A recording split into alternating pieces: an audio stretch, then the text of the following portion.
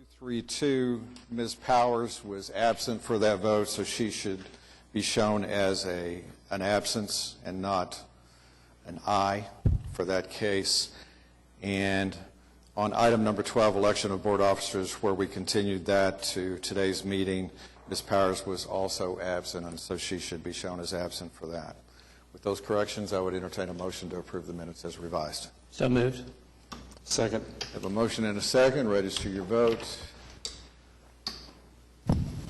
Scott? Sorry, I'm on, but aye. Thank you. Minutes are approved. Could we take care of Mr. Craven's light over here real quick?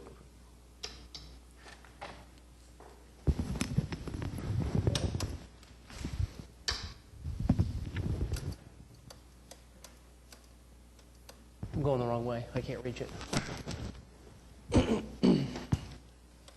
Thank you. Do we have continuous requests from staff? We've done this before, by the way, just so everyone's comfortable. We have two continuances.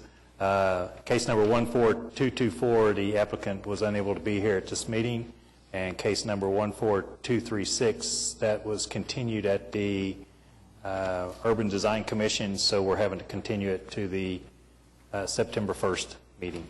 Thank you. I would entertain separate motions. When did they want to continue case number 14224? 14224 is continued to, or asking to be continued to the 18th, August 18th. And the second one? Second one would be continued to September 1st. I'll make a motion to continue case number 14224 to August 18th. Have a motion. Second. Have a motion and a second. Register your vote. That case is continued.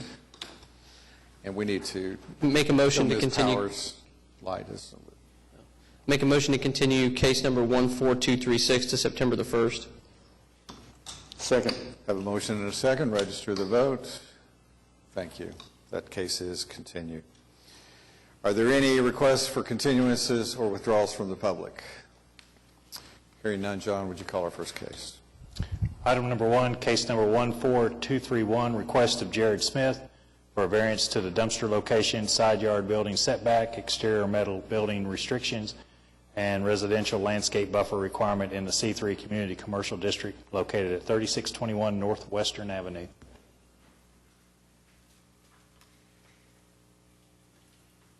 It's nice to see you again. Just so you know the protocol, your name and address for the record, please. Yeah, my name is Jared Smith. I'll just read. Good afternoon, members of the board. My name is Jared Smith, owner of Weldon Jack, retail and barber shop located at 3621 Northwestern Avenue in the Society, a collective studio space in the Plaza District. I currently sit on the Western Avenue board and also conceptualized and chaired the Western Avenue mural project since its start in 2014, adding 7 new murals to this district. Garnering the attention of Google and others, this project has become an annual event, adding public art to an otherwise artistically lacking district. This year, the project was awarded the Curtis A. Schwartz Cityscape Award, and plans for the annual event are shaping up for 2016. My intentions for being here today, however, are to leave with building permits for an add-on intended for our space on Western, Weldon Jack. This space has become more than just a barber shop. It is a community hub where people gather to receive top-quality hair services, shop our retail space, stop in to show off a new project, and meet their neighbors. We're proud to offer our services to hundreds of clients and have seen great success in the last 2.5 years. As you can see in photograph A, if we can have that.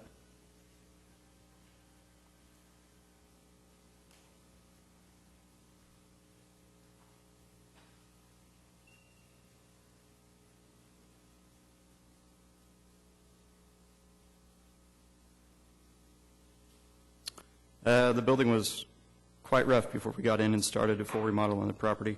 Struck a lease agreement with $4,000 and hundreds of hours in labor.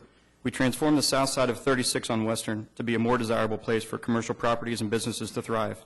Since we've been there, the large lot directly east of us is sold, and a new salon catering to upper-class clients has been developed and put south of our location. Before that, there was really nothing that way. In regards to the structures, we'll be adding 2 steel 20-foot containers set on piers with very low impact on the property. One for office space plus shipping and handling for our online store, and the second for 3 additional barber chairs, making 6 total workstations. This addition will add 5 middle-class jobs, increase sales tax revenue, and will allow for our space to grow into even more of a community hub. As you can see in the photos, and just the 3D photos of the rendering, please.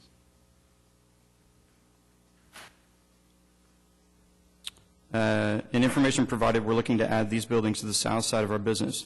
We could add them to the north, however, we have had issues with water running underneath our parking lot and causing sinkholes like the one in photograph B.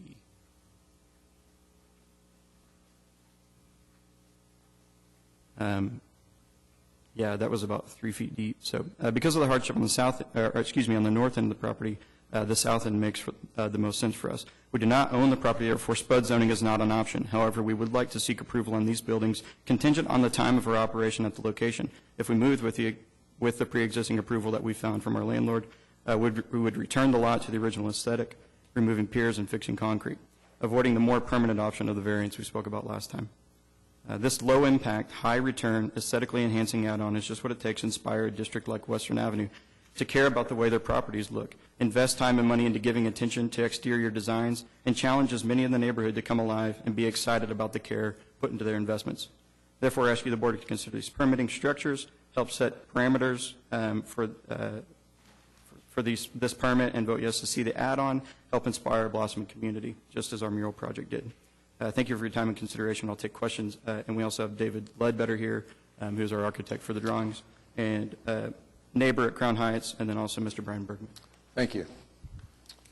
Board members? As you know, I had some concerns about this initially and felt like it would be a project that would better be approached by an SPD or a zoning application. I understand that that's not really possible for you. I assume that means that you've discussed it with your landlord and he's refused to give you that permission? Yes, ma'am. That causes me some concern, I must admit. And I didn't quite understand, you were speaking so quickly, my ear just didn't quite catch what you were saying about removing the...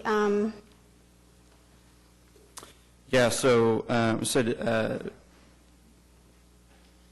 returning the original aesthetic, removing piers, which we've been told that they need to be put on piers. I think what they were saying is that they are tenants for No, this I got property that. in the event. But in the event- somewhere in the stream of that statement, I thought I heard you say with permission you would do that. No, with the existing pre-approval is what I said. We've already sought pre-approval of that. To remove them? When we leave, yes, we would own the equity of the containers, and we would remove them. Basically, what you're removing is a steel pipe that's about 6 inches in diameter. It'd be removed, and then the concrete would be replaced. Actually better than what it is, because all of that has been busted or cracked. And then the limitation that you're placing on your request that it be during your occupancy of the building, are you willing to limit that to the use that you're making of the property as opposed to the user? Yeah, I mean, it could be, we intend to use it for a barber shop and an office, so yeah, I mean, that can be added into that. But, part of it is you all helping set the parameters for that. So this is something that's a little bit different, I understand. And the SPUD zoning, I understand the intention for it. However, what's going to happen is if we can't grow in a property like this, then it's going to be made available for rent again when we leave. And it's going to be made available to somebody who's going to put those things that aren't allowed, or those things are going to come back, those, car detail and all of this stuff. This is limited to retail and barbershop. So.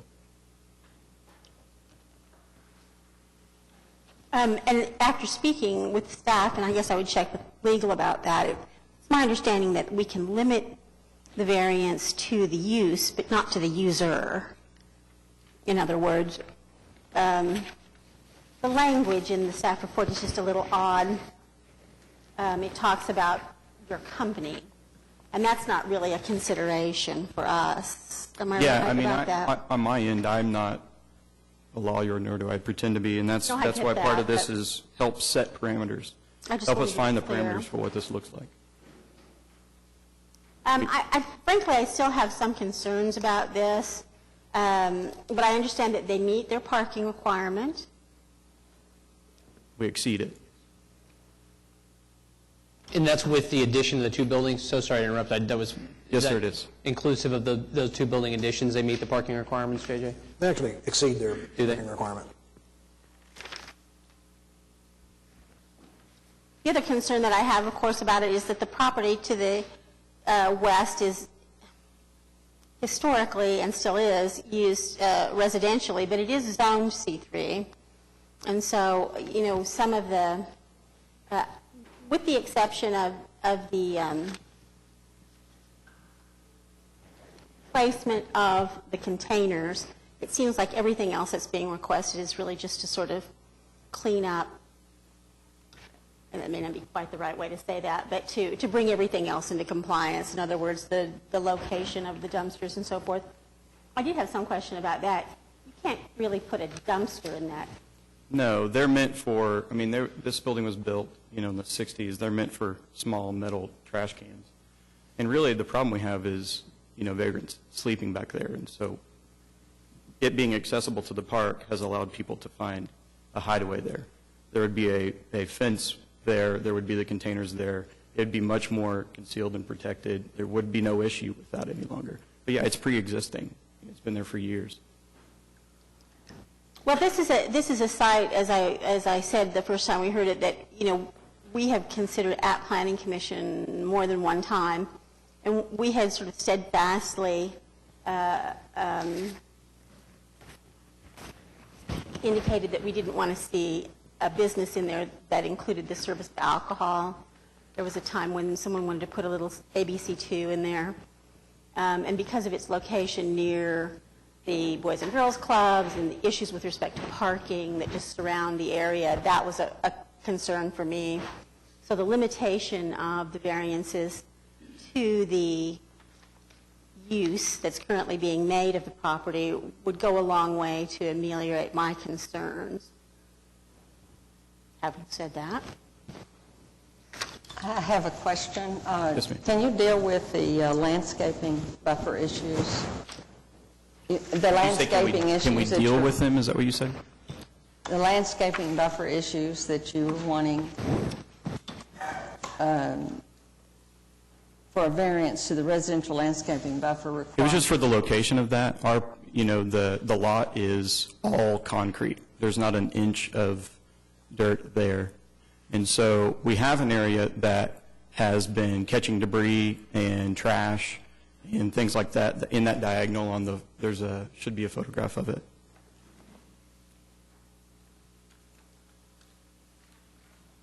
So you're going to landscape that corner area? Yes, ma'am, because where it isn't concrete? Yeah, the problem is that, you know, we get everything from used tires dumped there, trash dumped there. There's a water drain a little further down from it. But yeah, it's a pretty big eyesore to begin with. You know, it was, yeah, definitely the best option for us because of just kind of how terrible it tends to look. So. And another question, you're going to be getting a permit for a 2-year period, is that correct, for the containers? A permit for a 2-year period? Yes. That's never been discussed in this case. Oh. I don't know why I thought maybe you were getting some kind of permit. You were going to get a permit on this, I thought. Well, maybe not. Okay. I mean, that is the hope. Yeah. We discussed a time limit at the last meeting, but what the applicant is proposing, the variance would be contingent upon. The only thing that was discussed Use of last time was property for that barbershop. there was another container on a separate project. It had nothing to do with me, but there wasn't a time limit discussed. Really, I'm just trying to figure out a limited use. I'm happy with that, Mrs. Powers. I think that that's brilliant. That's why I'm there, is because I don't think, you know, the city needs another bar. I'm here as a community barber shop right next to the Boys and Girls Club. We have kids that come over. They spend time with us. They save their money to come and buy a T-shirt with our brand on it. These are kids that don't typically walk into, you know, middle class, to high class places like this, spending $50 on a T-shirt. And so the reality for it is, with that, you know, with the growth of these small little buildings, we get to provide services to those people. And we've had to deny some of the things at Boys and Girls Club, like doing free haircut days. because we don't have anywhere to do it. So it's a part of that. It's a somewhat temporary space that allows us to grow, that allows us to stay inside, in that property and prohibit somebody else from coming in and fighting again for the same cause. Now, if I can buy the building at some point in the future, I would look to do that, and I would be happy to zone it SPUD. But today, that's not the option. So, Well, I mean, don't get me wrong, there's no question that the use that you're making of this property is a huge improvement over what it was for years and years and years. So I don't have anything negative at all to say It's about okay. Yeah, the it's- business or the way you're operating it. oh no, and I don't think it that way. I just I have vision, and I have good vision for it, and just like to see it through today. Do I hear a motion? I'll make a motion to approve variances to item number 1. I'll second it. Did you want to complete your motion with a condition? I would condition it to the current use that is being made of the property, in other words, as a barber shop. Can we include the office in there? And I guess, and retail space. It is Yeah. that as well, isn't it? Yeah, we'll be operating an office, the retail space, online sales, but yeah, nothing of, I'll second that, the amendment. We have a motion and a second. Register your vote. You are approved. Good luck. Item number 2, case number 14235, application for a special exception of Chris Roop to allow a mobile home to serve as a temporary second dwelling to relieve a medical hardship in the AA Agricultural District located at 3928 Hazel Avenue. Give us your name and address for the record and tell us what you want to do. My name is Chris Roop, and I live at 3928 Hazel Avenue, Choctaw, Oklahoma. And my mom's kind of went downhill in her health. She can't drive, and I'm wanting to move her mobile home on our property so I can help look after her and take her to doctor's appointments and take care of her. Is there anyone here to speak in opposition to this? There's nobody signed up. And I I'll would move ask approval. if staff, if the applicant has submitted all the proper documentation of the medical hardship. Typically, the term for this that we approve is 3 years. Is that adequate for you? Yes, yes, sir. I'll move approval. Have a motion and a second to approve the application. Register your vote. You're approved. Good luck. Thank you all very much. Item number 3, case number 14237, request of Young Brothers, Inc. for a variance to the maximum fence height and fence materials in the DTD 2 Downtown Transitional District located at 100 North Classen Boulevard. Good afternoon. My name is Rand Elliott. I live at 425 Northwest 15th. My colleague, Cody Pistolka. Give him your address. My home address is 1709 Oxford Avenue, Edmond, Oklahoma. Please. Thank you. We have the pleasure of working with Young Brothers, which is an established marble and tile company at Classen and Main Street. And we are proposing to do a renovation and an addition to the existing building, which is basically in the area of where 21C is today, which is really changing the neighborhood. And the things that you're going to see today relate to what they're calling a fence, but in one instance, it's really a panel or an extension of the existing building, and we'll show you that as we go through. If you'll notice, I'm sorry, Cody, would you come back? The red outlines their location. This is actually the site of an original train track area that was a part of downtown that includes where all the WPA buildings are, Civic Center, and so forth.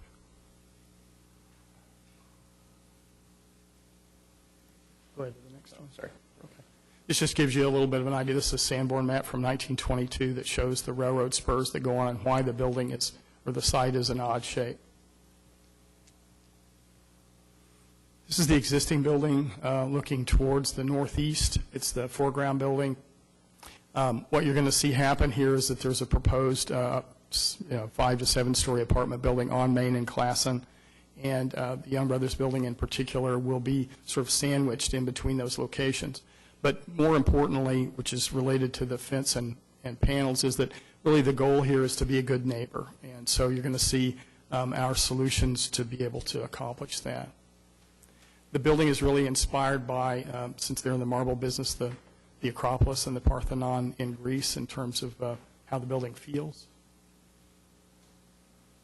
Next. We're not proposing to build the Parthenon, just in case you're wondering. Again, this is the site plan. Here's a better way of looking at it. The color drawing shows that on the bottom side of the site, which is the green area, will be the site of this new location for this apartment building. The fence area that we're talking about is along the diagonal here at the bottom where the trees are and along the site. And our intention here, as you'll see, is that the goal is to provide privacy between an industrial site, which is what Young Brothers is, and this residential, the proposed residential building in there. And so we're really just trying to be a good neighbor so that they don't look across into an industrial site. You'll also notice that we're proposing to put a quote actually painted on the roof of the shop building that really speaks to the idea of sort of the surprise if you might be living in this building to look down and see a quote about marble and the connection to that. So you see the fence line is along the diagonal at the bottom, and then we're suggesting a panel or a fence on the north side, which you'll see in just a moment, which is up near, Cody, can you use the cursor to point Yeah, to those? there's no cursor up. It's not working, No. okay. This is a view looking across towards the northwest. Existing building is to the right. You can see the quote on that. And the fence on the south side is along the bottom where the trees are. This is the west elevation along Classen. You can see the proposed building in diagrammatic form on the right, and that fence is along that particular property line. On the north side of the building, you're seeing a panel on the far left, just inside the trees. That is the second part that we're talking about. We're suggesting that that be roughly 12 feet high, and it's really intended to do two things. One is to hide a dock that is a part of it, and by the requirements set forth in the guidelines for the city, that is required to be screened. We're proposing that this panel is really an architectural extension of the building as if it were a continuation of that. So there's a connection to it as opposed to just a random fence. This just shows the new proposed entrance into the site. The fence on the south would be along the right-hand side. Main entrance. This colonnade goes along Classen. This is the north side of the building. And then you're walking back towards the main part. Here's the north elevation that shows the proposed panel, which is really in the middle of the building that would hide the dock and provide actually some protection for the cold north winds that come through here. There's the north panel on the right. Again on the right. This is the courtyard where the parking is, looking out from the parking. I think that's close to the end, I believe. And the only matter that's before us today is the fence height That's and the correct. fence materials. That's correct. Could I ask, that one of the questions raised by the staff report is why the fence needs to be as high as it is? Sure. There are two reasons for this. One is on the south side. Cody, can you go back to, once you look at the north side first.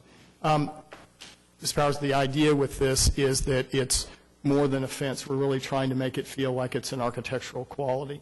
And we feel like that's, in essence, being a good neighbor by providing a height so that if you live in an apartment and you're looking out, you're going to see an industrial site on the other side. And by having it be 12 feet, we imagine that it would be planted with landscaping and that sort of thing. And so it really creates an outdoor room, which we believe would be positive as far as the people living in those locations.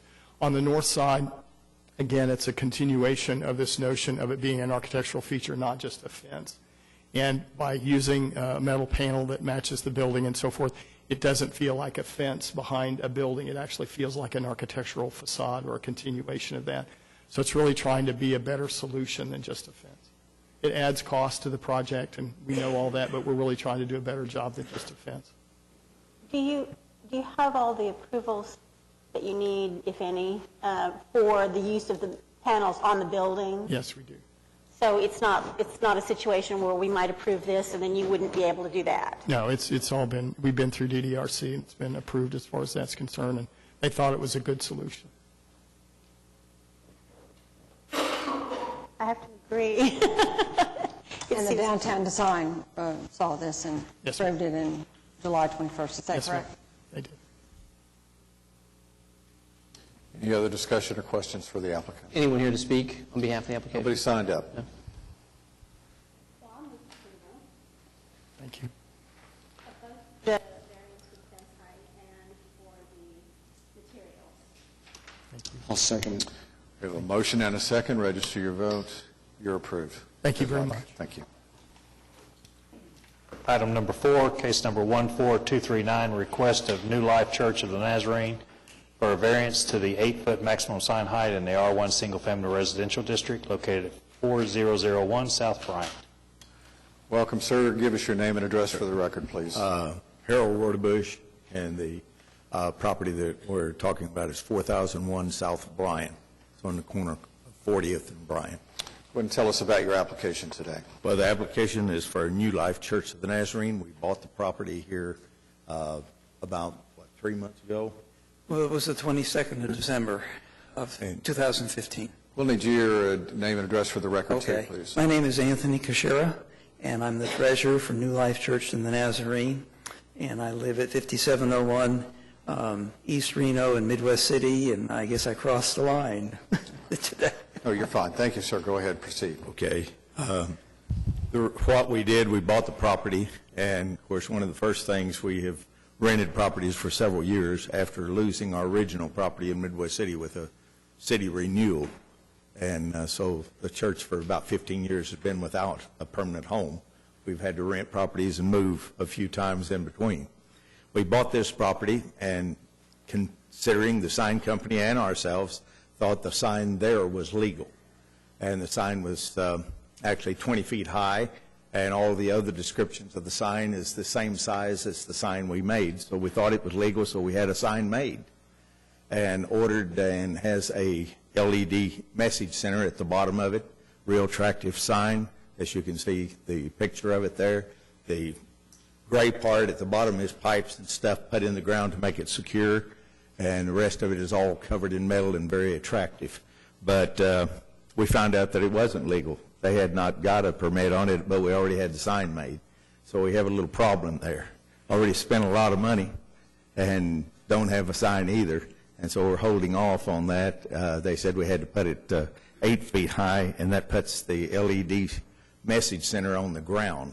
And we really wanted to do this to contact the community in things that's happening at the church, and also for the community around us, both to the west and to the east. We have Hartsdale Addition across the way. I used to live in Oak Cliff for about 30 years. Now I live over on the Santa Fe, right off of Santa Fe and 89th Street in Ranchwood Addition, and have for the last several years. But still, I know the area, and I know that if you put something that low down, it's not going to last. It will get destroyed. And but that area needs a lot of help, and we moved there to hope to help them. All right. Thank you. Is there anybody present that wishes to speak on this matter? Nobody has signed up. Board members? Quick question. In your application, sir, you put that, says that you need to relocate the sign to keep things from being thrown. Well, yes, move it away from the corner. People have a tendency. I used to pastor Oak Cliff Church years and years ago, just about 2 miles from there. And we found out by the sign being real close to the corner, when people drive around the corner, they throw bottles, they throw things. And we were wanting to move it more to the center of the property, which gives it more visibility from both, coming from both north and south. And we were going to move it back just a few feet away from the high lines to make it a little safer that way. And it was going to be 5 feet lower than the original sign that was there, and take down the old sign and make it a lot more attractive for the area, and something a lot more visible, and yet not block anything around the corner.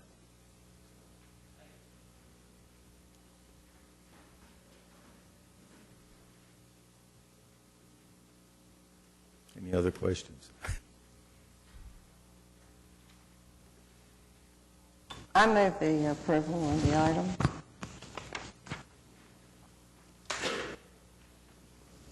This is shorter than the original one that's in Yes, ma'am. place. It's been in place for a number of years. It's under favorable considerations is minor arterial street, and it's been in existence for many years, and for all those reasons, I so move. I'll second it. We have a motion and a second to approve the application. Register your vote. You are approved. You're approved. Thank you very Thank much. you. Appreciate it. Thank you very much. We appreciate it. You're welcome. Item number 5, case number 14240, Downtown Development LLC for a variance to required parking lot landscaping in the DBD Downtown Business District located at 220 Southwest 2nd Street. Give us your name and address for the record, and go ahead and speak to your application. Brian Fitzsimmons, 2721 North Walker. And the case before you was reviewed with the DDRC and approved on condition of receiving the variance. The property as it stands is a paved parking lot, in essence. It's all paved and flat. It has, and we're intending to use it as that. Previously, there was a building on the site that was demolished, and it's the building slab that exists. And so making use of that, the area surrounding it is similar condition, all paved. The idea is that this site would be developed in the near future once the convention center, the boulevard, et cetera, which basically wraps this property, are underway so that the conditions are better understood of how best to develop it. And so as a temporary use it as a parking lot. That time frame is probably 3 to 5 years, wouldn't you expect? Yeah.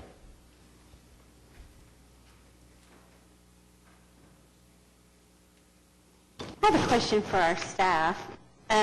Do we make any provision at all for these kinds of uses that are temporary? I mean, clearly there's no economic sense or argument that can be made that it makes any kind of economic sense to go, landscape this parking lot for such a temporary use, knowing that we, encourage the installation of sprinkler systems and so on and so forth. Do we have any kind of guidelines or uses for these kind of temporary? There are a couple of temporary uses in the zoning code, this not being one of them. Really, their only option is to come to the Board of Adjustment. Well, I mean, it does seem to me that it does not make any real sense to try to enforce the landscaping ordinance in this particular case. But at the same time, I do think it needs to be limited in time. 3 to 5 years seems like a reasonable period to me. I think I would lean more to the 3, but I can certainly see that others might lean more to the 5. Is 3 acceptable? Yes. Okay. Is there anyone here to speak about Nobody the has signed application? up. Okay. Anybody from the public wish to speak on this matter? Well, then I'll move. I would just say that,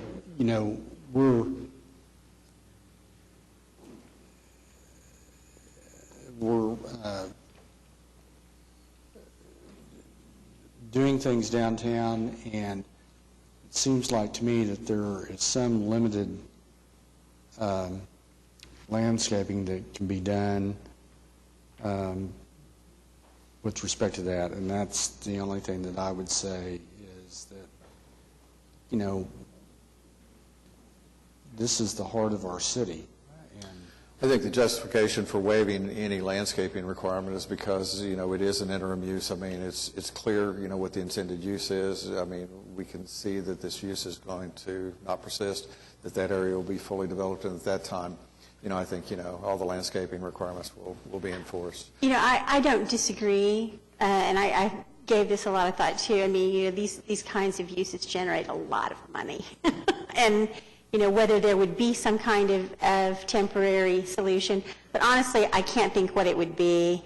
You see those large planters that are sort of streetscape, scale around downtown that are, withering and dying. And the maintenance and upkeep of one really just kind of requires more permanent infrastructure than a temporary use like this would permit. But, certainly if it's going to be a parking lot when it grows up, it needs to be a landscaped parking lot. There's no doubt about that in my mind. So if nobody else has anything they want to say, I'll move approval on a 3-year variance. Second. We have a motion and a second to approve a 3-year variance. You're approved. Thanks.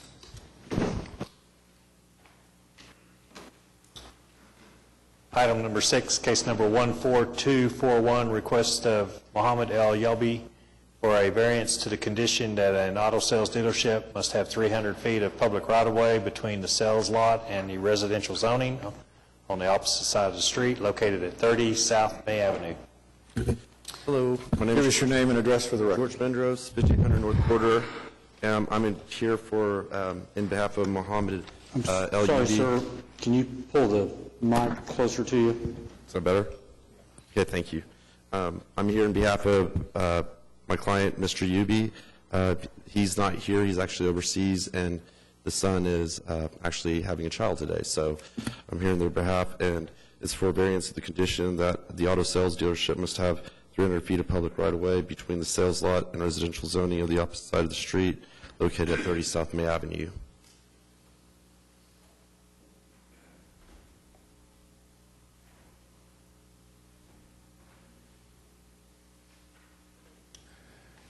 Questions for the applicant?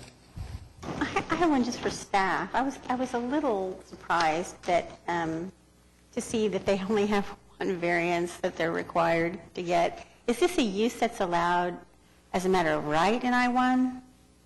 It's a conditional use in I-1, and one of those conditions is that if you have residentially zoned property directly across the street, there must be at least 300 feet of right-of-way separating that residential property. And our regulations distinguish between the rental and the sale of cars? No. No. So was the use that was there previously operating illegally, or? Either illegally or historically just non-conforming. Okay.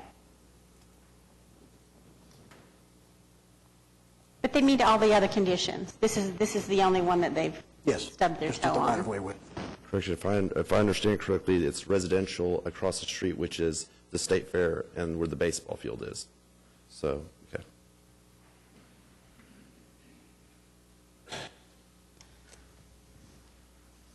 I'll make a motion to approve the application.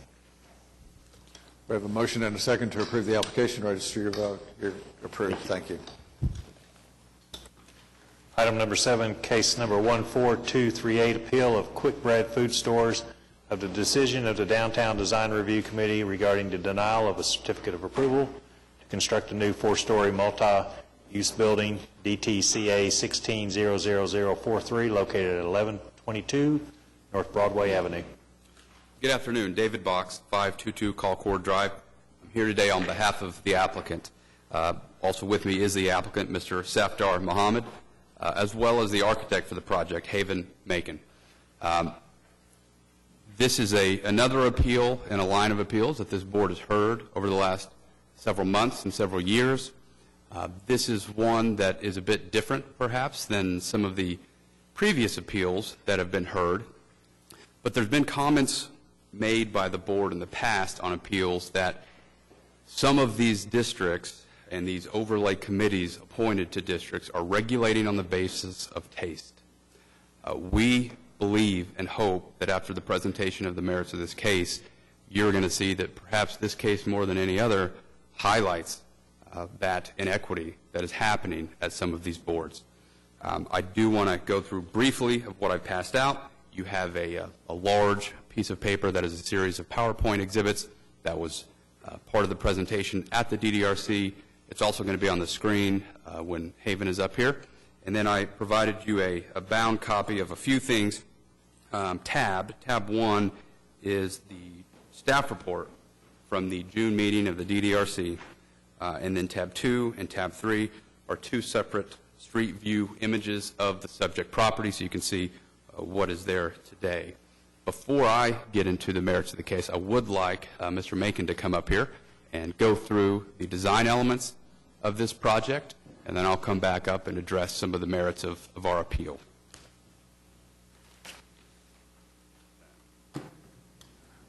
Welcome, sir. Just give us your name and address for the record.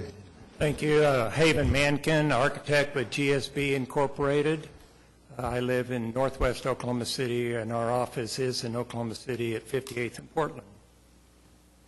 The slide that you see before you is simply just showing the location within this part of the city. We are in the Automobile Alley area, and as you can see all around us, Park Plaza, Midtown, Deep Deuce, Midtown areas, these are all growing areas with lots and lots of housing being added to this part of our city. And one of the things that is being spotlighted in Automobile Alley by such groups as the Brookings Institute is the need for services in the area. Right now there's a lot of restaurants and bars and that sort of thing, but these people that are in these houses need services, whether it's a clinic or a spa or a vet, or they want to buy some things. So this building is meant to address those issues on the corner, and thus it's a retail, mixed use. There may be some offices in there. We have a nice contemporary art center going north of us 1 block. We expect that maybe some art agencies would want to be in this building. We also are planning to have a restaurant on the first floor with sidewalk cafe that fits the downtown framework design document. Also on the 4th floor, a tablecloth type of restaurant with outdoor seating. And so, let's see, do I hit this left button to advance?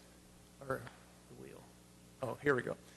The building does not have a historical building on the site right now, but it is a historical site. And we've done studies on the history of this site. We know that Marlin Oil Company had a service station, unusual service station on the site that had 3 aisles in a triangle shape doing fuel delivery. E.W. Marlin was our 10th governor of the state, and so we're addressing this. The logo you see up there, the triangle in red, Marlin Oils, eventually became the same logo for Conoco Oil as his oil company merged with Continental and so on. And the plaque that's in the middle, that will be mounted on the building. We also will have a plaque on the building wall talking about the history of the site and E.W. Marlin. This building, as you can see in the red square, or red rectangle up there, is on a corner. We're in the DBD zoning district. There is an FP, fringe overlay parking zoning on the site, which doesn't require any parking, but we are adding parking in this property. The zoning allows us to build up close to the property lines, and we're trying to take advantage of the site. We started off meeting with the planning departments 2 or 3 or 4 times. We've met with Plan Review, Oklahoma City Plan Review several times, talked to Oklahoma City Traffic and other groups. We've done our research on the zoning, the building codes, and the other downtown framework design documents. This view basically shows on the picture on the left the scale of the proposed project, and you'll see that it's quite fitting for this approach into Automobile Alley as it relates to the Buick building across the street. This is the site plan. We'll have landscaping. We're taking advantage of the site the best we can, a little more landscaping on the north side, which addresses kind of a park area that's on north of Park Place, up towards the Contemporary Arts Building. We have an alley on the east side. We've got screened dumpster trash enclosure, so it's out of view, or electrical transformers out of view, and so on. Parking's all inside the building on the east half of floors 1 and 2. This is an image that we did first that kind of shows the relationship of the building to the rest of Automobile Alley south of us. As I'm sure some people will say or think that the building doesn't quite fit in, it's not meant to be a warehouse building. Down the street, we have the Oklahoma Community Building, and it likewise does not fit into Automobile Alley as far as historical auto-type warehouse buildings. But we want to address the street, and the point of the project was to have relationship not only just on the first floor like most buildings do and have seating for restaurant, but on all the levels. I mean, why not have an office space that on the right times of the day, go out there and enjoy the view. In the evenings, if you're a restaurant up on the fourth floor, what better to see the Christmas lights on Automobile Alley in December, or the nice sunsets and the skyline and the Devon Tower and so on. So we're trying to relate to the street on multiple levels. This is a view of nighttime or dusk view, and we expect the building to be lively all the time. Again, we're addressing services for the neighborhood. This view will show basically a before and after. The before is the first design that we came up. The last, or after view is the third generation of revisions that we made to the project, trying to keep everybody happy. We met, as I said, with the Oklahoma City Planning Department. Before we ever went to the DDRC the first time, we made changes, gross changes to the building. My client wanted black granite and fiber cement, and we changed to brick before we ever went to the first DDRC meeting. We've since then not only changed the brick to brick, but they asked us to change the color of the brick, and we did that too.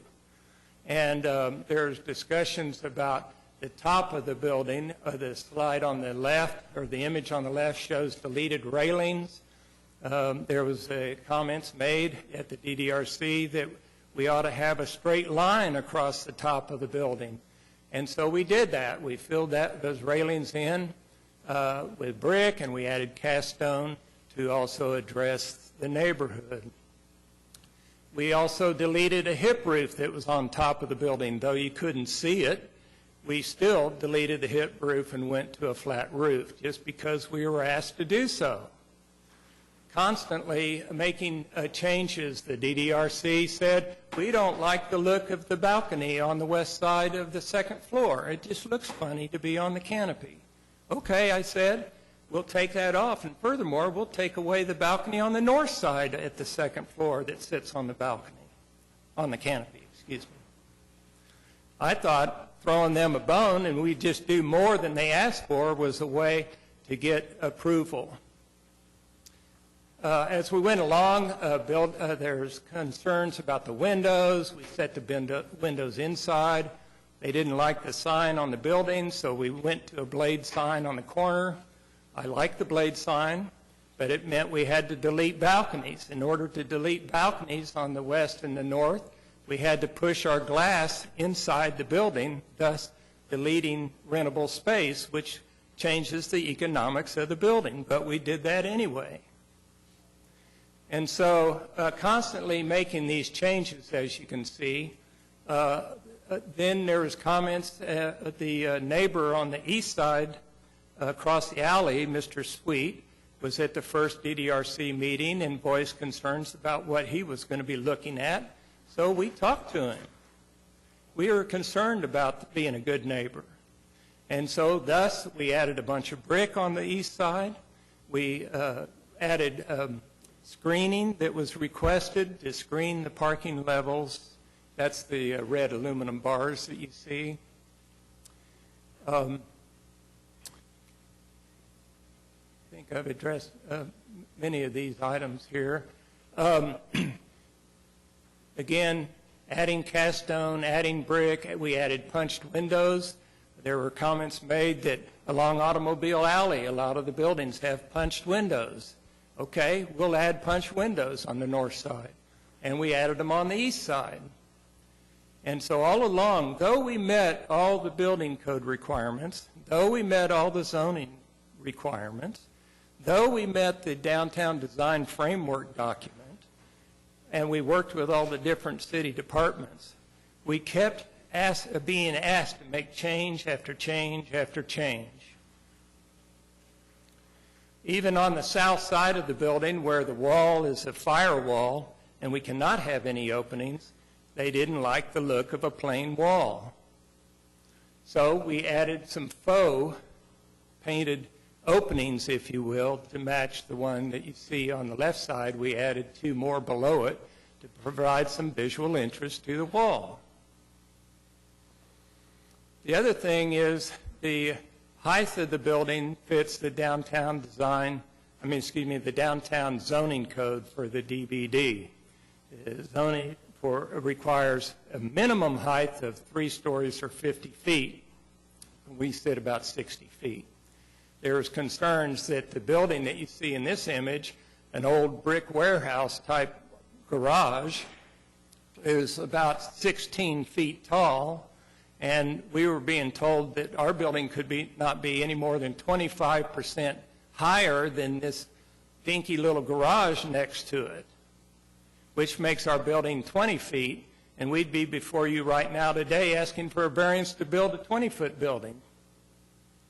So that just is a variance against what the code says and what the Oklahoma City zoning is asking for in the way of density.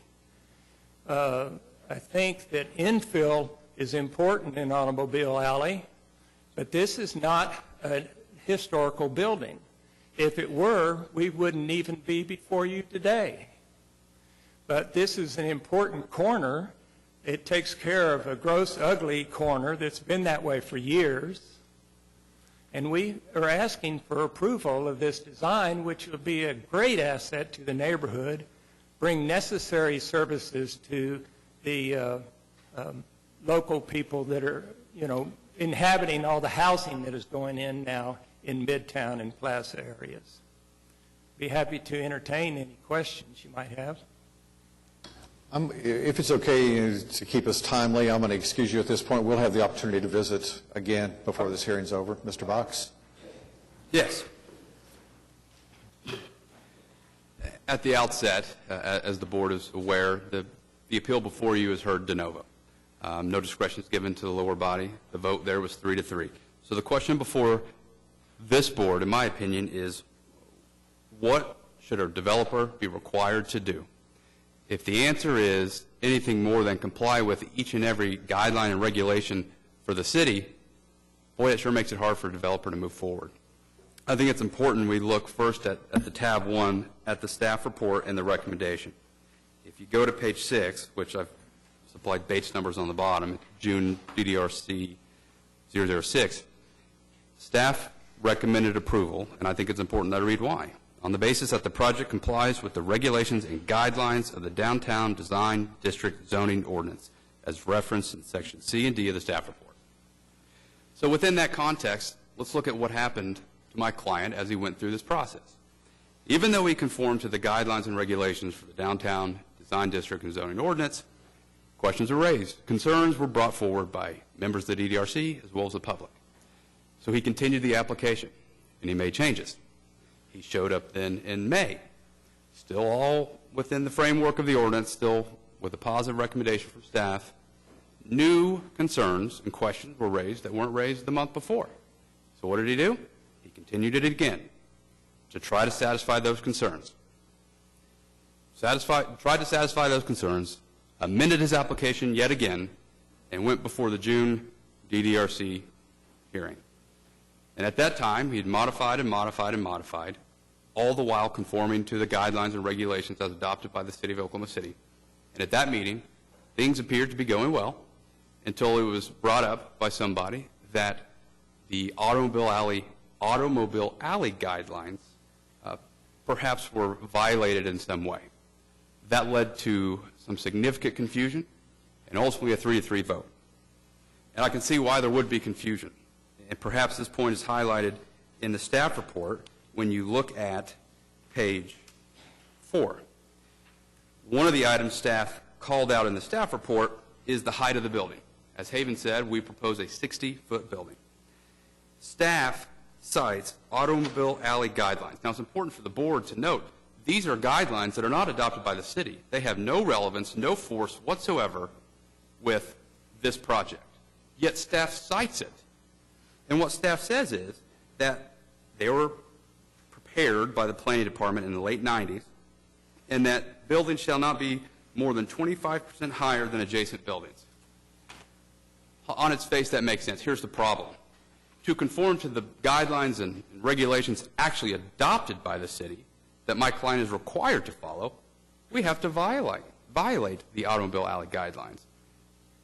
And so I'm not sure what relevance that has in the staff report. I'm not sure what relevance it had at the DDRC, but in my opinion, it has no relevance. What my client has to do is to build at least 50 feet. What we've asked for is 60 feet. One of the first images Haven showed you was the red box. When you look down Broadway, I would submit to you that is perfectly in scale with some of the large buildings. One of the other issues raised in the staff report dealt with, and this is on page 3, dealt with balconies. Now, there may not be any balconies on Broadway. There are some rooftop terraces, which I would submit are frankly very similar. However, when we look at what is the goal of the downtown framework and the downtown zoning ordinance, it is to promote architectural diversity. So the fact that there's not a balcony now doesn't mean there can't be a balcony later. Diversity by its nature means something different. As we move further, it supports diverse forms of businesses and residential activity, including mixed uses in a single building. Mixed-use buildings that could provide for residential have balconies. There are certainly some buildings in this city that don't have balconies that are residential. Typically, those are old buildings that have been renovated, oftentimes with historic tax credits that won't allow you to add things like balconies. But if you look over the last 10 or 15 years, I would submit that every apartment complex, whether it's downtown in the urban core or out on the fringe of the city, every apartment complex has some form of balcony. Staff mentioned some concern with the harsh Oklahoma weather. I know of no issues with every other apartment building that's been built over the last 20 years with weather. People like being outside. Mixed-use buildings want some element of balconies. But again, as Haven said, we took balconies out. We modified and modified. One of the other issues raised was a stairwell to the garage. Typically, when you have a garage, it's meant to serve the public. This is a bit of a unique situation in that the garage is only intended to serve this building. So there's not the important element of having it close to the corner to where the traveling public could identify it. Because of that, I don't believe the DDRC had a big problem with it. And we think what we have is adequate and conforms to the guidelines. And so if we look at what's before you, we're really talking about two different things. Balconies and what should an applicant be required to do. And I would submit that all an applicant can be required to do is conform to the guidelines, policies, and ordinances in place for that particular piece of property.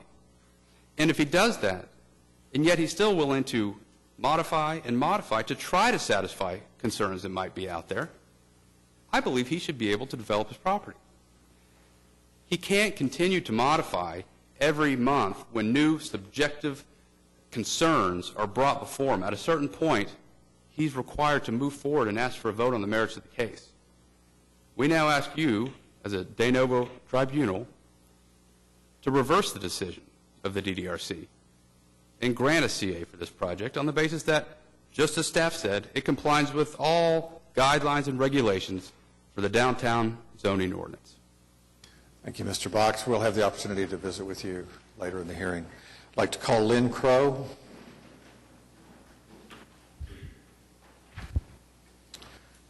Welcome. Just give us your name and address for the record. Pull the microphone down where we can hear you and go ahead and tell us.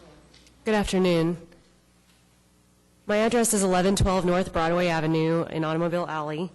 I'm the owner of the dinky little garage that's next door. My family has owned the two buildings south of this proposed property for over 40 years, and my business, the Tees Dance and Fitness Studio, is located just in that part of the property. In the last 2 years, 5 businesses have moved in without adequate parking, including a bar, a restaurant across the street, retail. My business has been there for 7 years, and we've enjoyed, having our space, but we're welcoming to the new tenants. However, there are only 5 parallel parking spots to accommodate these 5 businesses. Every day we are dealing with people from the bars and restaurant who are using our private property driveways and parking in them, no matter how many times we ask them not to, no matter how many times we put signs up. We're calling tow trucks, and about the time that we get outside with the tow truck, the person comes out and leaves. It's causing hours of time of our day and struggles. My parents can't even get into their home because there's a door to get into their apartment that people actually block when they park in our private driveways. I question the footprint of this property, allowing room for the proposed parking garage. I have walked that space many times. I've measured it. I've seen how many cars can fit on it. I really have doubts in my mind about how a space that seems kind of small to me, frankly, will fit a building that large and landscape and parking and sidewalk. Even if they do offer parking for their clients, this will be detrimental to the rest of the thriving businesses around it. I question how reasonable it is to cram the largest possible building into the space that they have to use. We currently park in the lot where that building is, and I understand that in the future a new business will go in there, whether it's this or something else. But this is already a horrible situation for all of us. Sidecar is a bar that has no parking whatsoever, and every day people actually park in the driving street, the two-way street on 10th Street, and the cars are getting hit, and people are, it's just a horrible mess. They're not even parking in spots. The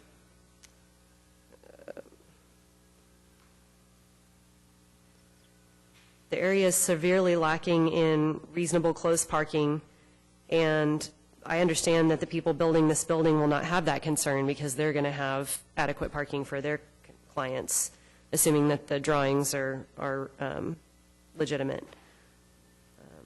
This property will further make things difficult for the other businesses and their patrons, and so it's not a dinky garage to me. It's my livelihood, my life, and my passion. Before we excuse you, board members, since this is a neighbor, do you have any questions or comments for this, Ms. Crow? I have just a question. Did you raise this below for the downtown design, these issues on that parking and the issues of the garage? So they were not raised before the board, before the committee? Okay, thank you. Anybody else? Thank you, Ms. Crow. Thank you. Mr. Elliott?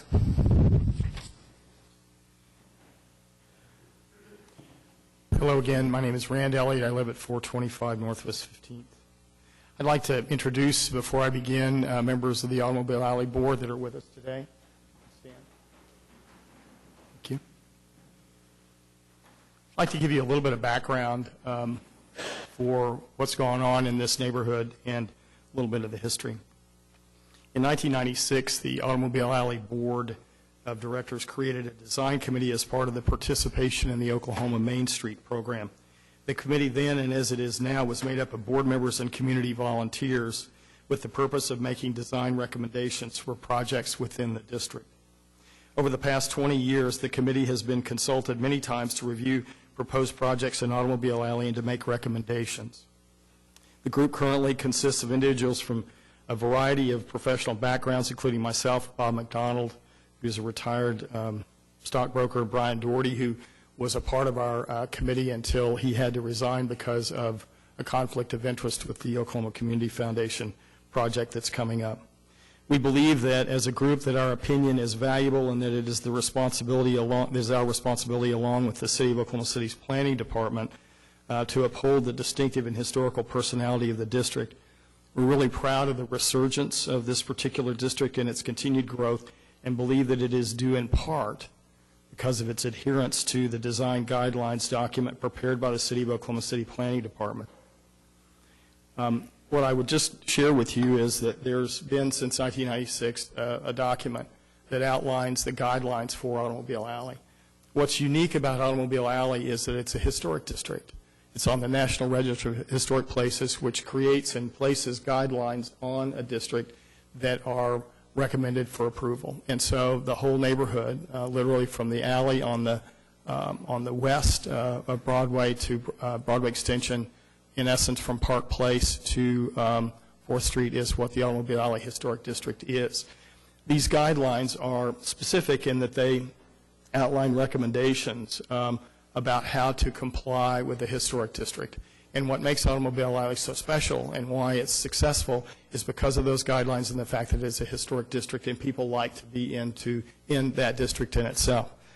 The thing that I find interesting as we go through this is that it's important for you to know that it would appear that the guidelines were not taken seriously or looked at by the client or this particular owner at the beginning of the project, because the reason that the number of continuances went through as I witnessed the actions of the Downtown Design Review Committee was the fact that each one of the stipulations and changes that came about were a result to try to come into compliance.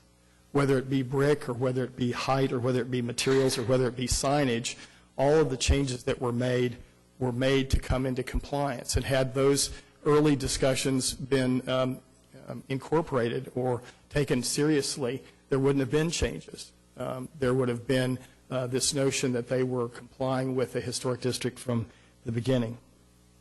I witnessed the recommendations by DDRC and presented as the chair of the design committee comments and concerns that the Automobile Alley Board had. We appreciate the revisions that were made because they brought the building closer and closer to compliance, whether it be brick. And if you were to take that particular issue alone, there is specifics about the fact that masonry of odd colors, and they're recommended black, white, or pink, for example, are not recommended in a historic district, and it's simply on page 32. It's a very simple and straightforward kind of thing, and the first time it was presented, it was cement board. It wasn't even masonry. So the changes that went through this process were really things that should have been taken into consideration in the beginning. And so along the way, I witnessed the DDRC focused on trying to get all of those things brought back and brought forward to bring the project into compliance. The revisions that were made are appreciated and certainly made the project more appropriate for a historic district.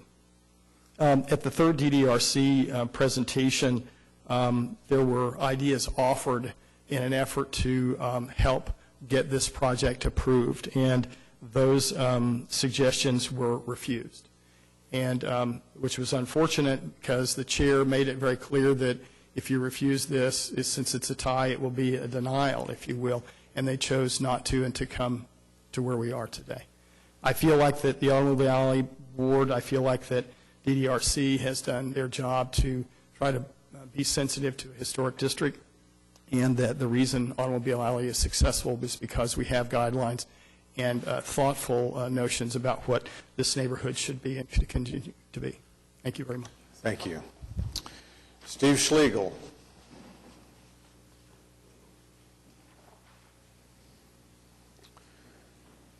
Please give us your name and address for the record, please. My name is Steve Schlegel. I'm at 900 North Broadway, business owner on Automobile Alley. I'm also the chair-elect for the board at Auto Alley. I'm basically here today just to state a few things as it relates to our opinion as a board. We certainly support the decisions and the efforts on behalf of the design committee. I know as a retailer, when I elected to move my business down to the Automobile Alley area, it was because of its unique character, the historical significance, and certainly that is one of our objections, one of our goals is to maintain that character within the district as well. Additionally, we would certainly like to say that we have always welcomed as a board conversations, especially as it relates to bringing new businesses within our district. We are a very vibrant district, and we have grown significantly within the last few years, and we have some awesome tenants and retailers who have relocated themselves along our stretch of Broadway there, and it's been very nice to see the energy that has come to this area, but again, I think it's because of the fact that we do have such a unique community here and a unique district, and again, we certainly welcome new businesses and would like to work with these businesses to mainly make sure they are in compliance with the guidelines of the design and the character of this area.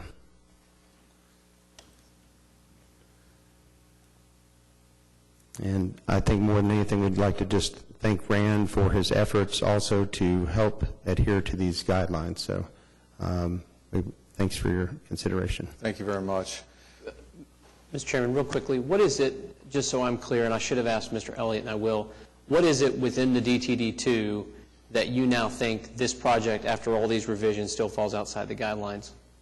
I'm not prepared to answer that question. I would have to defer that to Rand. So, but you're in opposition to the project, correct? I'm in opposition to a project that is not adhering to the design guidelines that were submitted. Of Automobile Alley, or that are codified in the ordinances of the DTD2?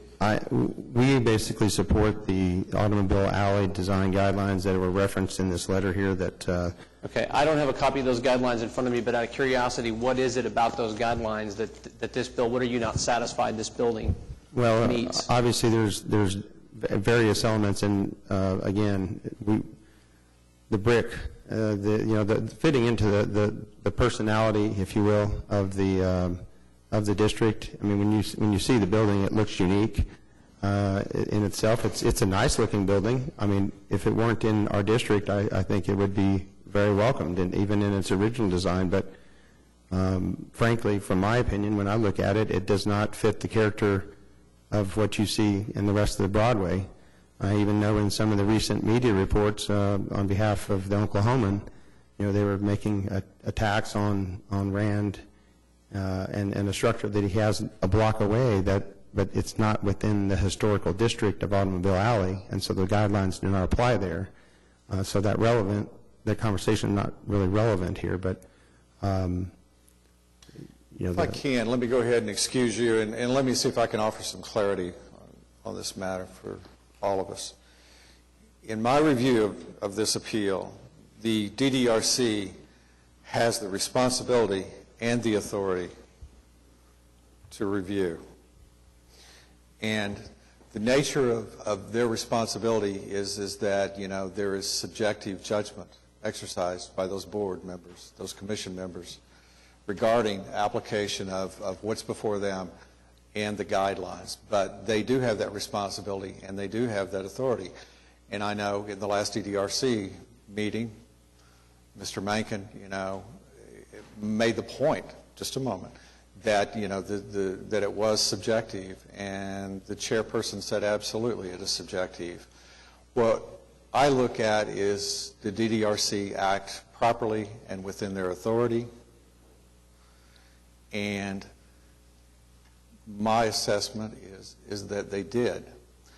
The other thing I want to clarify is that the city staff and the resources of city staff are not binding. The staff report is a resource that's available to DDRC, but it is not binding. This group makes recommendations. They're obviously stakeholders in this neighborhood, in this area, but their recommendations are not binding. They are recommendations.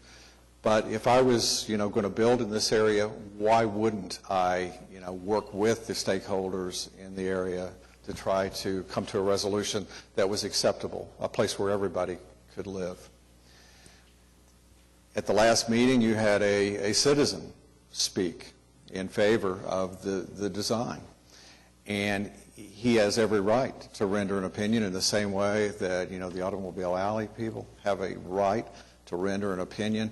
But DDRC has the ultimate, responsibility and authority to make that decision.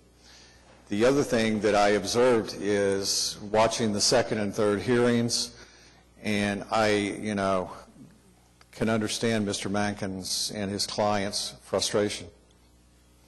Because, I'm sure in your meetings with city staff, and you have a sense of what's going to be acceptable, or, what may be, acceptable to DDRC. And then you get to DDRC, and you have varying opinions within those members, and you feel like that you're being pulled back and forth. We're doing everything. We're well-intentioned. We're doing everything that we think they want to see in terms of building design, and in the end, you still feel like that you're spinning your wheels in essence. The other thing too is this building design tests in some ways, I think, the boundaries of the guidelines. And so the nature of this building design, and the guidelines, you're just asking for a process that is probably longer and more difficult. And the chairperson, recognized that it's a difficult process. It's not easy.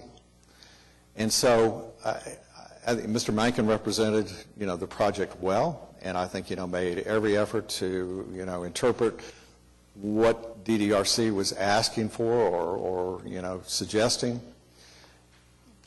But it felt like that because Rand spoke at that meeting, and it seems like, the last issue where there was separation was perhaps the balconies and the railing, and there was some suggestions for perhaps a transparent masonry or a garden type wall where there's some openings and texture and things like that. And it feels to me like that you were this close, and that perhaps we just lost patience with this difficult and frustrating process, which I completely understand.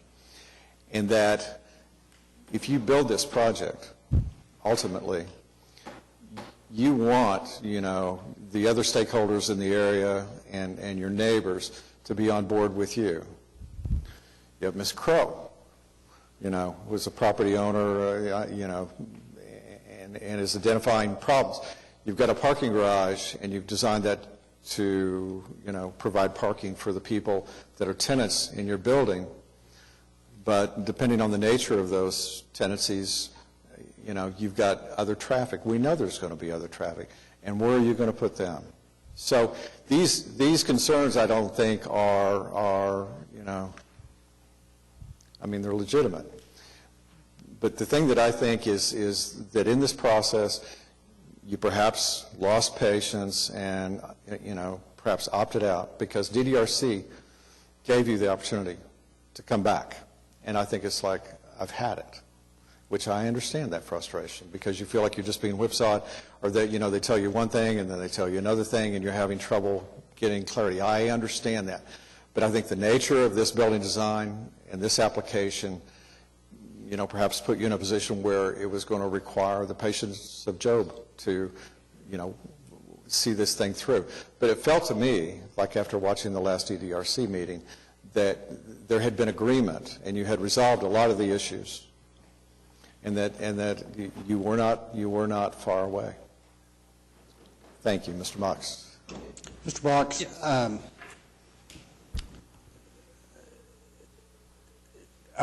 as I understand it, you all have gone back and modified your design a number of times. Is that correct? Yes, sir. Okay. Now, your parking garage, Yes. does that just have enough parking for the people that are going to be officing there, or is there excess parking? We believe it's adequate to service the building. But in addition, we have also secured parking with the garage that Rico owns immediately west of Broadway. On 10th, you'll see it's labeled as parking garage. So we believe that we have adequate, but we're in this unique area in downtown where no parking is required whatsoever. But we're feeling the need that our building has with that, with our own internal parking garage. Okay. But Haven believes that we are adequately parked. And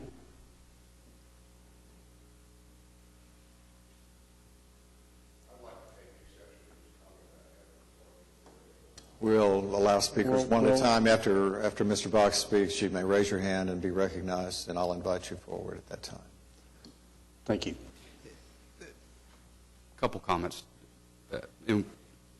I disagree just slightly with what your role is here. I don't believe your role is to see if the DDRC acted reasonably. It's a de novo hearing. Your job is to sit here as if this were the first instance in which this hearing and this application have been put forward. And while I agree that there must be some element of respect given to the automobile alley guidelines, perhaps, the problem is, how can my client possibly satisfy a document that isn't available online, isn't maintained within the Oklahoma City planning staff? It's a document, for all intents and purposes, we can't find. Now, I know Mr. Elliott has a copy in his hand. We've been looking for it. I've been actively looking for it and can't find it. And the element that they referenced at the end where we finally said no was not a guideline as adopted by the city. It's a guideline in the automobile alley guidelines that we cannot be forced to comply with. I don't think you're being asked to comply to those guidelines. I think their observations and their recommendations to me carry the same weight as any citizen who comes forward and says, I like that, or I don't like that, or I like that if you perhaps consider these changes. You're not being held to that guideline. You're being held to the guideline, the city. Well, here, I'm going to, I'll probably have more comments later, and I have some questions for Mr. Elliott, because I want to better understand this, because this was something that when I watched the hearing confused me, and it still confuses me now. But these guys, whether it's these folks or anybody else who's been in here, who have brought in developments where they're coming before the city and they have to go through a process in order to enact their development, there are things put in place by the city council. And every time things come in here and they get subjective and people start saying what they like and what they don't, I understand that that has weight, and particularly to stakeholders, neighbors, other people, that does carry a lot of consideration, and it should, from the board. Having said that, we owe it to people who are putting on projects and who are bringing forth things to have a clear-cut set of rules and ordinances to go to so that they understand what their requirements are when they go to take on these developments. It takes a tremendous amount of time, risk, money, effort to take something and even just make this, much less bring it out of the dirt. And maybe I'm a little oversympathetic to that, but it is our duty to ensure that that process is handled appropriately. And if an applicant feels like that's not the case, then it does become our role, and that's precisely why we're here, to be de novo, hear it, see if it can be resolved, and allow this project to either go forward or that be the end of it, subject to district court. So I appreciate what you're saying, and I agree with you in large part. I just think that we need to be careful. The reason I'm bothered by Mr. Elliott's reference to these automobile alley guidelines from the 1990s, they're not an ordinance. They're not something that people are looking at, and they're not something that can guide this board. They're a concerned citizen comment, as you articulate. And I don't think that they are anything more than a citizen comment. It's a group that's been together for nearly 2 decades. They're obviously stakeholders. They obviously care about this area. But it is their opinion. It is not binding on DDRC. And so, use the example, if you don't feel well and you ask a doctor for an opinion, you ask your Uncle Bill for an opinion, you likely will give a little more weight to the medical doctor because of his training and his experience. If you have car trouble, Uncle Bill may be your better resource for car trouble, but it doesn't mean that it's binding. And so what I'm saying is, with their almost 2 decades of history as stewards and stakeholders in this area, to me it would be foolish not to at least listen to them thoughtfully, but it doesn't make their suggestions mandatory for you to comply with. It is their observation and their opinion. I agree, and that's why I'd like to hear from Mr. Elliott some more. May I interject? I agree, but it doesn't seem to me that they have not listened to them thoughtfully. They've gone back, they've changed the design, and it just seems like to me that they haven't ignored what the stakeholders down there, which is an important part of the city, have requested of them. And I don't think there's any suggestion that they didn't listen. It was obvious in the 3 hearings before DDRC that many, suggestions were made and many changes to the building design were made.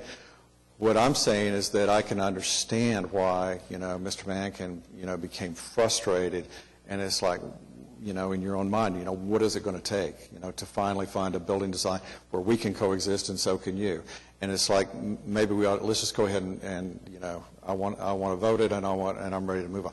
That's what it felt like to me. It's just, and that's my personal opinion, is that it became frustrating, and I understand that totally. But no, there was no suggestion that the applicant did everything but try to, modify and meet and react to the comments from the board and from the public that was before them.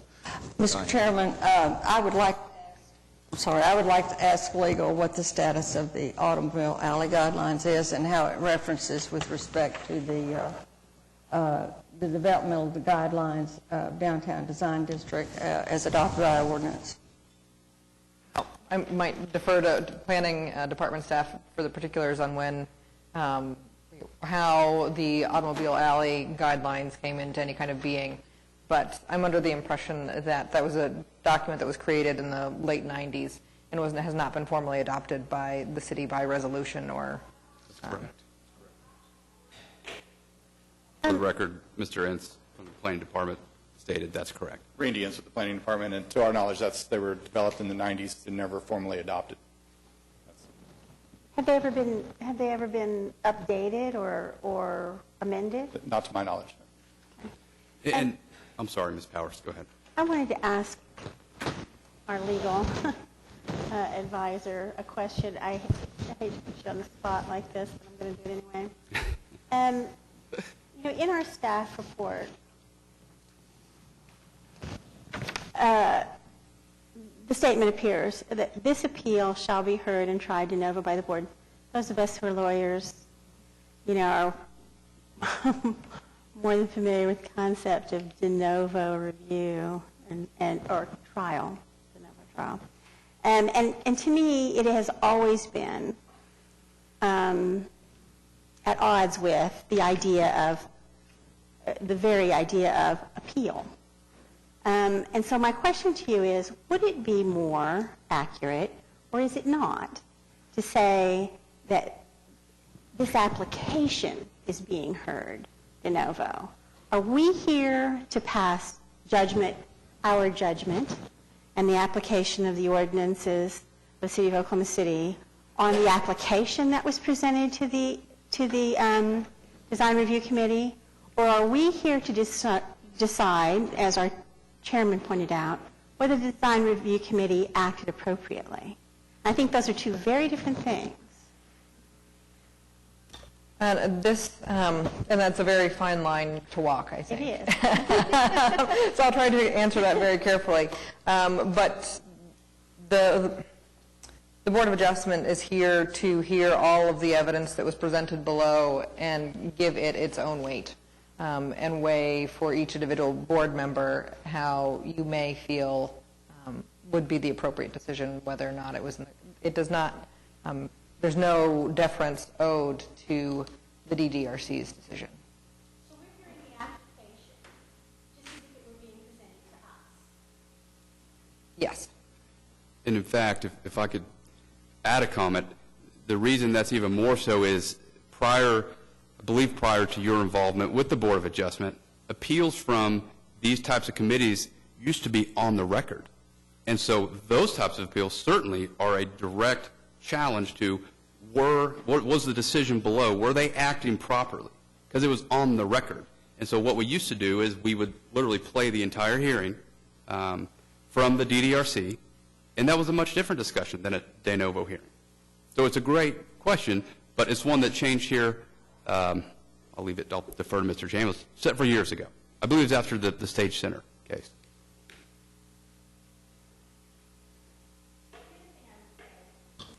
Mr. Cravens, is that while the guidelines themselves are not ordinances of the City of Oklahoma City, and while I agree with your statement that it's very important that people have, a sort of clear-cut set of rules that they're having to comply with, the design review committees are a creature of ordinance, and their function and process is part of that process. And, the city has made a determination that subjective decisions, because what else is design, has to be submitted to that kind of scrutiny. And that is the proponent in the piece, Mr. Box, at the beginning of his comments, sort of made reference to that. That's the piece of these things that is always most difficult. And that's why I asked the question I asked. If we're here just to decide for ourselves whether we think this application ought to be approved or not, then the only point and purpose of even watching the Design Review Committee tape, it seems like to me, is to make sure that we're not hearing anything that they didn't hear, that there's nothing new being presented to us that wasn't presented to them, or at least it isn't in the same nature of the arguments that were presented to them. Because otherwise, we're not required to give any deference whatsoever to their decision or their process or their function.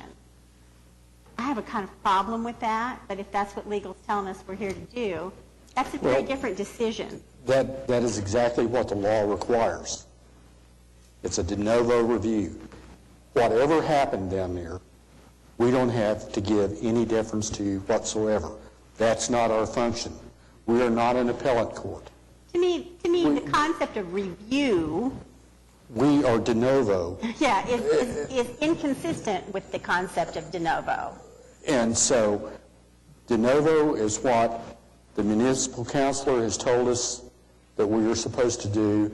We are not supposed to review it in terms of appeal. And, you know, number one. And number two, while I respect what they have done and they have put together with respect to their guidelines, it's not a city ordinance. No one is bound by that. And if we start binding people to a non-city ordinance coming before this board, that's a problem in my mind. Well, and that's why I'm trying to move the conversation away from that, is because, I agree with you. So see, subjectivity is to lawyers what objectivity is to architects, right? I mean, it's a broken language between us. But when I heard the hearing, when I watched the video, and the DDRC is talking about things like when the Oklahoma City Community Foundation was built and the recessing that courtyard and what a big discussion that was, I understand that what they're trying to do in those instances is they're taking the character of the district and they're making subjective reviews about how it completes. What I take issue with are some of the cases we've heard, and there's instances of that here, which is why I'm trying to vet out where the opposition still remains. Is this an issue that is appropriate to send back to DDRC, or is it an issue that we simply need to resolve to advance progress, whether that's because we kill the thing or we advance it? Either way, we bring it to an end. And the applicant deserves that. And frankly, so do the appellants, right?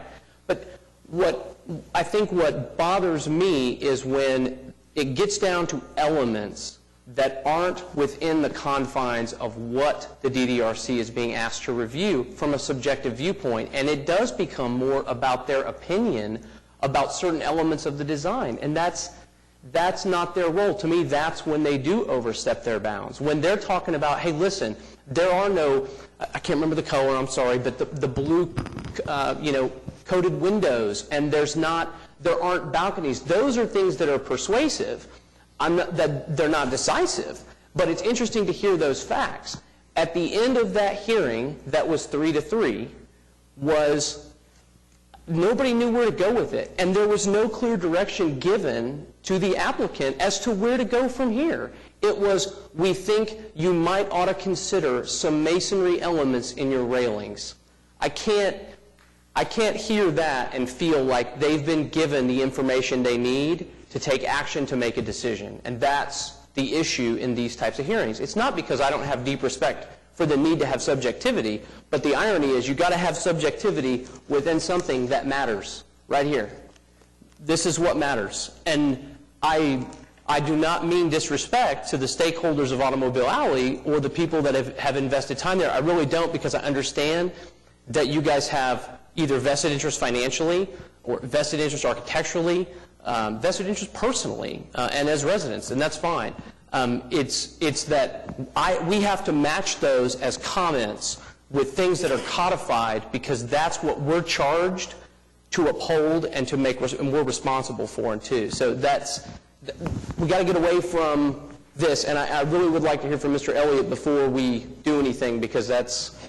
Before we invite Mr. Elliott back, there was somebody that wished to address the board. Give us your name and address for the record, please. Christopher Salyer. I live at 824 North Broadway, approximately 2 blocks from this project, and I'm a property owner of a warehouse, about 20,000-foot warehouse directly across the street. So I'm a neighbor and a neighbor. I think it's important that I give you a little historical perspective on Automobile Alley, how this came about. It came about as a result of a grand tragedy to the city of Oklahoma City that I often refer to as the McVeigh redesign. The lives that were given can never be recovered, but what came out of that dust that day